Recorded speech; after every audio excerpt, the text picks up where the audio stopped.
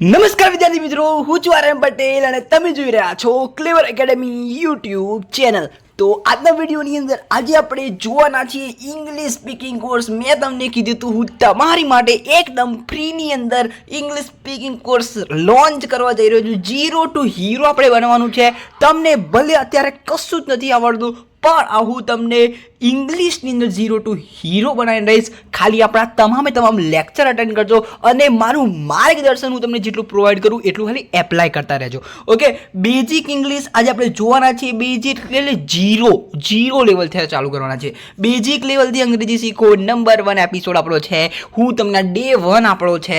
હું તમને નંબર 1 થી લઈને બહુ જેટલું બનશે એટલું તમારી માટે કરીશ, બરાબર? તમે મારા જે એડવાઇસ હોય એને સાંભળતા રહેજો, એને એપ્લાય કરતા રહેજો। તો ચલો વિદ્યાર્થી મિત્રો, તમારો ટાઈમ વેસ્ટ ન કરતા વિડીયોની શરૂઆત કરીએ।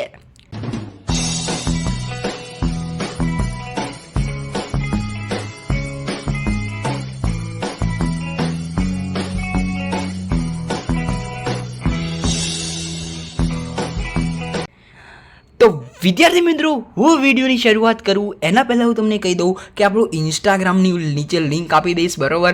એ ઇન્સ્ટાગ્રામમાં જોઈન થઈ જજો, કારણ કે એમાં બેનિફિટ શું થશે તમને, એની અંદર રોજ એક પોસ્ટ આવશે। રોજ કેટલી પોસ્ટ? એક પોસ્ટ આવશે, બરાબર? એ પોસ્ટની અંદર તમને 5 થી 10 નવા શબ્દો મળશે।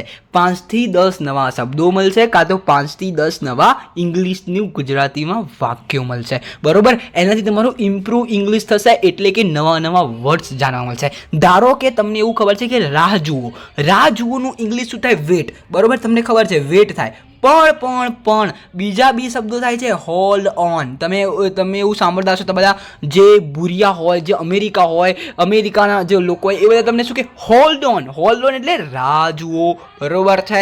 આવા બધા નવા શબ્દો તમને જાણવા મળશે। તો ચલો વિદ્યાર્થી મિત્રો, શરૂઆત કરી દઈએ। અહીંયા આપણે પહેલું તમને કહીશ કે આલ્ફાબેટ। તમે આલ્ફાબેટ કહેતા હોય, લેટર કહેતા હોય, ગમે તે કહેતા હોય, એ 26 છે, બરોબર? અને એમાંથી કોન્સોનન્ટ એટલે વ્યંજન, બરોબર? વ્યંજન કેટલા છે? 21। વોવેલ્સ એટલે કે સ્વર કેટલા છે? 5। કયા છે એ બી કહી દઉં તમને। વોવેલ્સ 5 છે, A-E-I-O-U તમને ખબર જ હશે, બરોબર?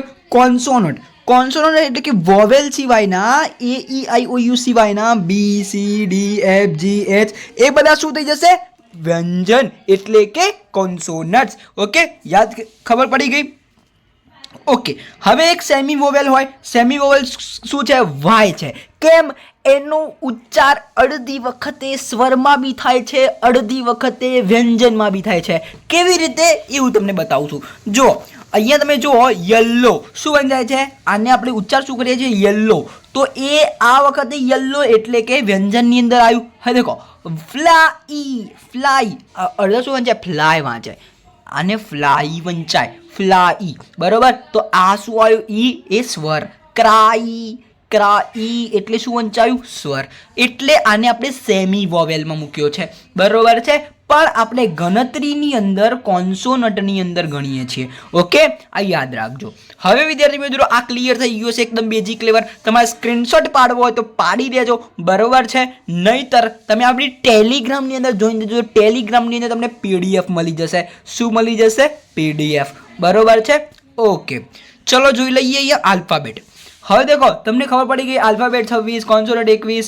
પણ હવે હું તમને કહું કે જે સાઉન્ડ આવતા હોય એ 19 છે, બરોબર છે? કેવી રીતે સાઉન્ડ આવતા હોય એવું તમને સમજાવું। દેખો, ધારો કે CH છે, બરોબર? CH ને એક ચબી વંચાય, એક કબી વંચાય, તમે વાંચતા હશો, બરોબર? દેખો, ચ અને ક। દેખો અહીંયા આપણે અડધી વખત કોને શું વંચાય? કાબી વંચાય, કેબી વંચાય, બરોબર? કા કી, બરોબર? એવી રીતે। ઓકે, તો હવે દેખો, અહીંયા આપણે કાર વાંચ્યું, શું વાંચ્યું? કાર। અહીંયા શું વાંચ્યું? કેટ। કેટલા બધા ઉચ્ચાર થાય છે, એટલે આવું તે સાઉન્ડ કહેવાય। એટલે આપણા સાઉન્ડ કેટલા હોય? 19 સાઉન્ડ હોય। વ્યંજનની અંદર કેટલા સાઉન્ડ હોય? 19। અને આપણે વોવેલની અંદર કેટલા સાઉન્ડ હોય? 25। આ યાદ રાખજો, બરોબર? વોવેલની અંદર કેટલા સાઉન્ડ હોય? 25। અને ટોટલ તમારા 46 સાઉન્ડ આવતા હોય છે. ઓકે, એટલે ઉચ્ચાર થતા હોય છે. હવે દેખો અહીંયા તમને એવું થાય કે ઇંગ્લિશ કેવી રીતે બને છે, બરાબર. અહીંયા શું થાય, ઇંગ્લિશ કેવી રીતે બને છે. તો જો પહેલાં તો સાઉન્ડથી બને, બીજું લેટરથી બને, બરાબર, લેટરથી બને, ત્રીજું વર્ડથી બને, ચોથું સેન્ટેન્સથી બને, સ્પીચ પેરેગ્રાફથી બને અને છઠ્ઠું સ્પીકિંગથી બને, બરાબર. દેખો પહેલાં સાઉન્ડ પછી લેટર આવ્યું. લેટર એટલે કયા, ABCDEF, જ્યાં થઈ ગયા લેટર, બરાબર. હવે દેખો વર્ડ, આ લેટરથી વર્ડ બન્યા કેવી રીતે, ધારો કે હું કહું વોટર, આ એક વર્ડ છે, વોટર એટલે પાણી, બરાબર. આ વોટર એ વર્ડ્સ બન્યો, બરાબર. એ શું બન્યો, વર્ડ્સ. હવે ધારો કે સેન્ટેન્સ, સેન્ટેન્સ ધારો કે હું કહું કે મારું નામ આર્યન છે, તો માય નેમ ઇઝ આર્યન, બરાબર. તો અહીંયા શું થઈ ગયું, એ સેન્ટેન્સ બન્યું, બરાબર. પણ વિદ્યાર્થી મિત્રો, જે સેન્ટેન્સ છે એ કેવી રીતે બને છે એ આજે આપણે વાત કરવાના છીએ. દેખો સેન્ટેન્સ મુખ્ય 3 ભાગમાં બને છે. કેવી રીતે બને છે, 3 ભાગમાં. પહેલું સબ્જેક્ટ પ્લસ વર્બ, ત્રીજું ઓબ્જેક્ટ.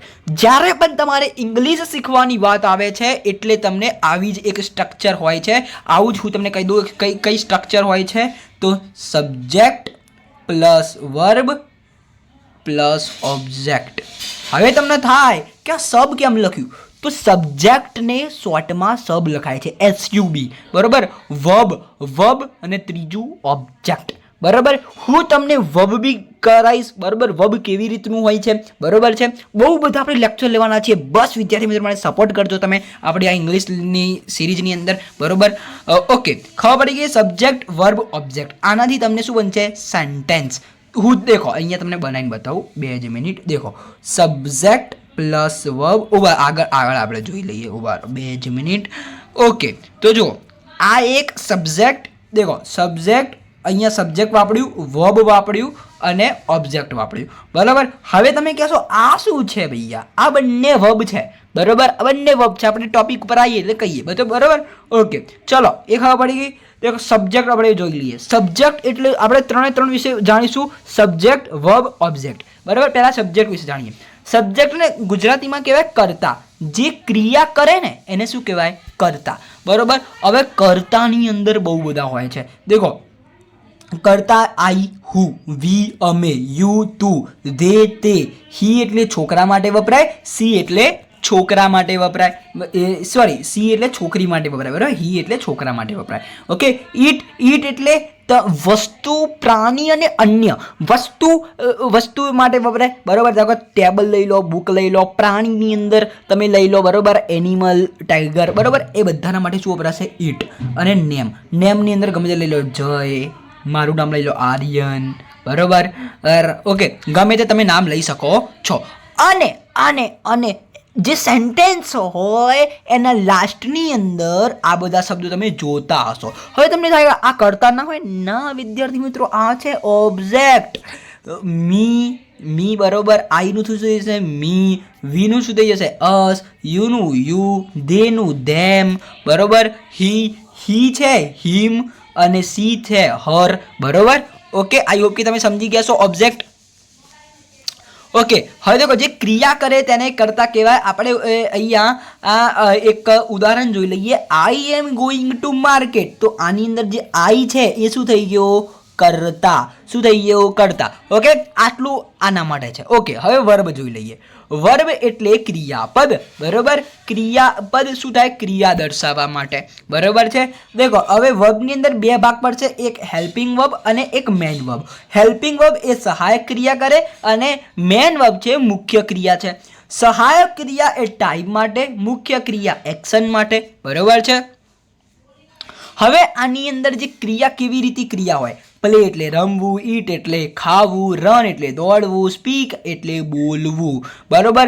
યાદ રાખો આપણી ગુજરાતીની અંદર બોલવું, દોડવું એટલે કે વુ વાળું આવે એ થઈ ગઈ તમારી ક્રિયા. જો બધાની અંદર વુ આવ્યું, દેખો રમવું, ખાવું, દોડવું, સ્પીક એટલે બોલવું, બરોબર. ખબર પડી, આ થઈ ગઈ બધી ક્રિયા. દેખો આઈ એમ ગોઈંગ ટુ માર્કેટ, બરોબર. તો આની અંદર જે આ એમ છે એ હેલ્પિંગ વર્બ થઈ ગયું, બરોબર. અને ગોઈંગ છે એ મેન વર્બ થઈ ગયું. આ યાદ રાખી લેજો. ઓકે, ખબર પડી. મેં તમને બે ક્રિયાપદ સમજાવ્યા, એક હેલ્પિંગ વર્બ અને મેન વર્બ. હેલ્પિંગ વર્બની અંદર કયા આવે? એમ, ઇઝ, આર, બરાબર છે.